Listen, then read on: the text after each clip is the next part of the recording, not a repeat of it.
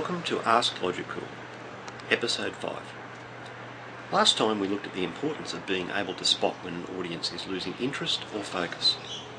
This week we're going to look at how you, as a trainer, can affect the audience's interest in a topic and how you can use a range of skills and strategies to maintain people's interest, focus and attention. Today we're at the boardwalk in Cairns. As part of your awareness training, I want you to listen to my voice and at the same time count the people who are going past here, starting from now. There will also be some questions at the end. I wrote a blog post recently on body language. Check it out for some tips.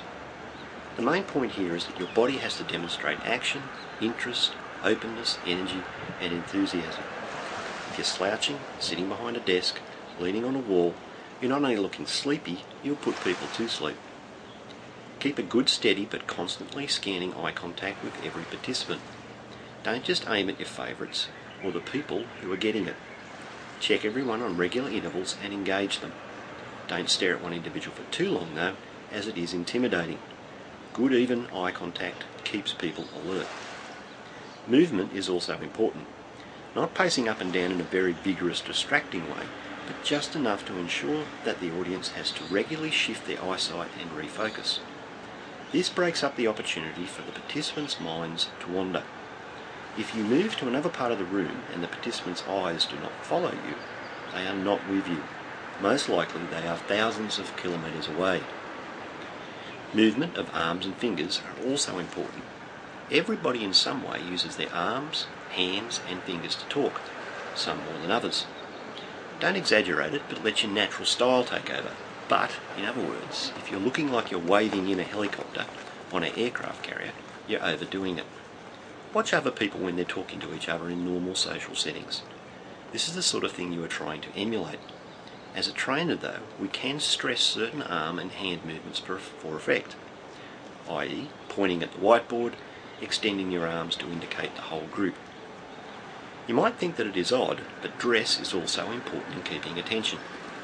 Everyone has their own tastes here, but something extreme and revealing far too much flesh will only cause the wrong sort of attention and does cause a distraction from the topic of content. Basically, conservative dress, depending on the audience, and something that does not highlight anything that might be distracting, is useful.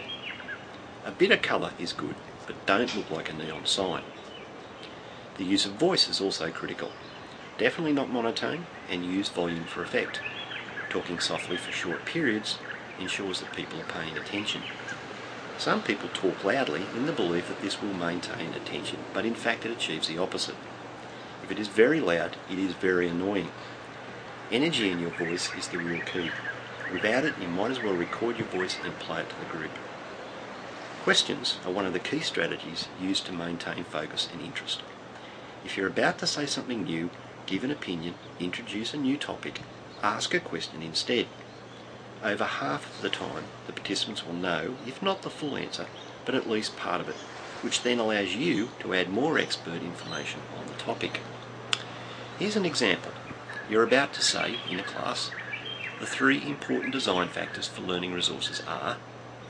Now at this point, most trainers would just list them, at the same time showing a PowerPoint slide. Don't do it. Instead, say to the participants, what do you think are the 3 most important design features for learning resources? They will probably get most of them, and they will also find other ones which are also worth a mention. Questions keep the participants on their toes, keeps them involved and engaged, and allows them to contribute. Ensure that you create an environment where people feel they can ask questions at any time. This also generates attention and focus. I'm going to talk about content next week, but your words are part of your personal strategies. They should be at the appropriate level for the group and used to create clarity, not confusion. As a beginner trainer, you might have trouble with this at the start, but a simple guideline is start simple and move up from there based on your awareness of the audience capability. You can test this from questioning that you have been doing. Listen to their language. What words and terminology do they use? How they express themselves, and to a certain extent mimic some of this, but only so much that it sounds natural. You still have to be yourself. You should be painting word pictures for the audience. Think of your instructions and information as complete pictures that the audience should be able to see. Use humour, stories linked to current affairs, to paint these pictures. To that point, make sure that you use as many visuals as you can. Whiteboard, PowerPoint, used wisely, diagrams, etc. Regarding PowerPoint wisely, keep key points and images are the go, not great slabs of text. Visuals are great for keeping the audience focused. Remember again, whether you like it or not, you are one of the visuals in the room.